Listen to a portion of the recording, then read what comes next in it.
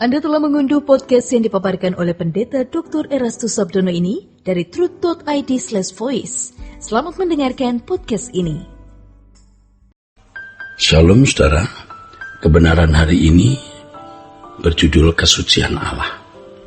Seperti yang telah dikemukakan pada pembahasan sebelumnya bahwa panggilan Bapa Allah yang diajarkan oleh Yesus dalam doa Bapa kami mengarahkan kita pada kehidupan sebagai anak-anak Allah. Secara tidak langsung kita dipanggil untuk hidup dalam pimpinan Roh Kudus, sebab hanya orang-orang yang dipimpin Roh Kuduslah yang dapat menjadi anak-anak Allah. Dan hidup dalam pimpinan Roh Allah atau hidup dalam pimpinan Roh Kudus dapat terjadi atau berlangsung dalam hidup seseorang yang memang memberi diri untuk dipimpin Allah, memberi diri dipimpin Roh Allah. Kalau seseorang menolak hidup dalam pimpinan Roh Allah, maka ia tidak akan pernah hidup dalam pimpinan Roh Allah. Dengan demikian sia-sialah Roh Kudus yang diberikan kepada orang percaya sebagai meterainya. Jika hal itu berlangsung terus-menerus, ya, orang tidak hidup dalam pimpinan Roh Kudus, maka seseorang bukan tidak mungkin dapat membawa dirinya kepada keadaan menghujat Roh Kudus. Jika terus-menerus orang menolak pimpinan Roh Kudus, saudaraku, maka ia dapat menghujat Roh Kudus. Roh Allah tidak memaksa seseorang hidup dalam pimpinannya. Ia tidak akan menuntun orang yang tidak merasa membutuhkan pimpinannya. Itulah sebabnya dikatakan dalam firman Tuhan bahwa hanya orang yang haus dan lapar akan kebenaran yang dipuaskan. Orang yang haus dan lapar akan kebenaran, saudara, yang akan dipuaskan. Ini berarti kalau orang memang tidak sungguh-sungguh membutuhkan pimpinan Roh Kudus untuk hidup dalam kebenaran, maka Allah tidak akan pernah memimpin. Maka orang itu, saudaraku, orang tersebut tidak akan pernah mengalami pimpinan Roh Kudus. Kita harus benar-benar, saudaraku, merasa membutuhkan Roh Kudus, sebab tanpa Roh Kudus kita tidak akan bisa mencapai kesucian Allah. Dan kita harus sungguh-sungguh merindukan untuk dapat memiliki kehidupan sesuai dengan standar kesucian Allah. Dan bagi kita ini harus menjadi kebutuhan utama mutlak, lebih dari segala kebutuhan. Dasarnya pimpinan Roh Kudus dalam hidup kita mengantar kita kepada kehidupan yang sempurna seperti Bapa. Dalam Matius pasal 5 ayat 48, ketika Yesus berkata bahwa orang percaya harus sempurna seperti Bapa, sebenarnya secara tidak langsung Yesus mau berkata bahwa kita yang memanggil Allah sebagai Bapa, artinya menjadi anak-anak Allah, harus hidup dalam pimpinan Roh Kudus, harus hidup dalam pimpinan Roh Kudus, saudaraku. Hal ini tidak boleh dihindari, tidak boleh, tidak boleh dihindari oleh orang percaya. Jadi untuk menjadi sempurna seperti Bapa adalah keharusan yang bersifat mutlak. Oleh sebab itu hidup dalam pimpinan Roh Kudus juga adalah sesuatu yang mutlak. Karena tanpa pimpinan Roh Kudus kita tidak bisa sempurna. Tanpa pimpinan Roh Kudus kita tidak akan mencapai kesempurnaan seperti Bapa, seperti yang dikemukakan oleh Tuhan Yesus di dalam Matius 5 ayat 48, saudara. Banyak orang tidak berani menganggap ini sebagai sesuatu kemutlakan, sebab selain menganggap bahwa kesucian adalah sesuatu yang mustahil dicapai, juga melihat kenyataan bahwa dirinya selalu jatuh bangun atau gagal untuk mengenakan kesucian Allah. Jadi kesempurnaan di dalam Tuhan ini sama dengan hidup di dalam kesucian. Saudaraku, kita tidak boleh takut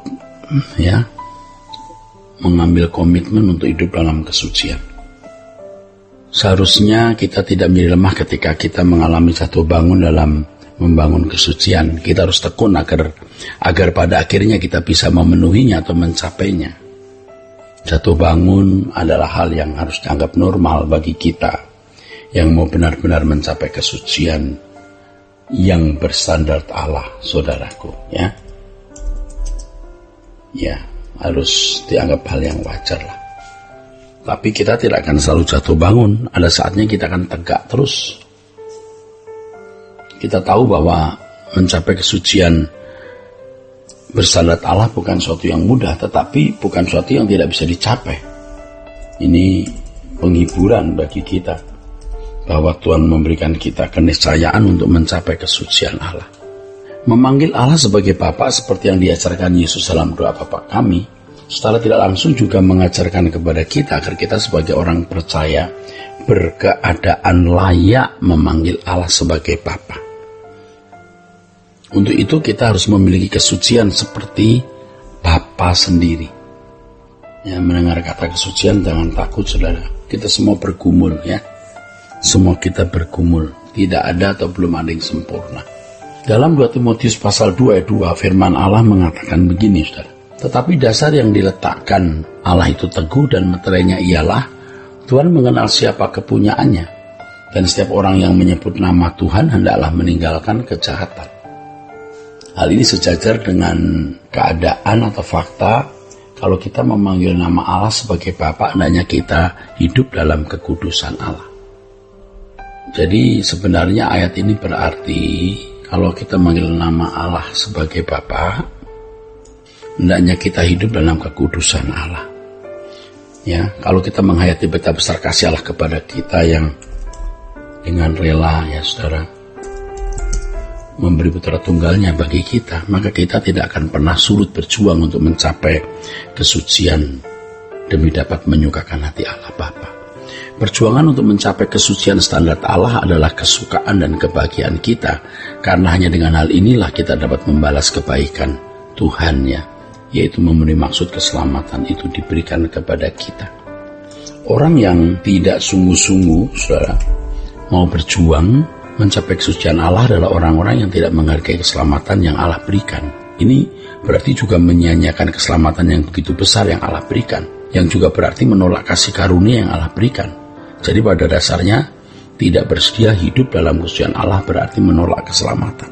Banyak orang Kristen yang tidak menghargai keselamatan yang Allah berikan dengan hidup sembarangan, tidak memperdulikan perasaan Allah. Dengan sikap hidup seperti itu berarti ia menganggap murahan keselamatan yang Allah berikan. Demikianlah pada umumnya banyak orang Kristen yang memandang kasih karunia bisa diterima tanpa tanggung jawab. Ya, demikianlah umumnya demikian. Bagi teolog-teolog tertentu tanggung jawab untuk mencapai kesucian dianggap atau dicurigai sebagai usaha untuk mencapai keselamatan dengan kekuatan sendiri, padahal bukan demikian. Keselamatan hanya oleh karena Tuhan Yesus Kristus melalui salib. Tetapi salib itu merupakan panggilan untuk hidup sempurna seperti Bapa. Amin.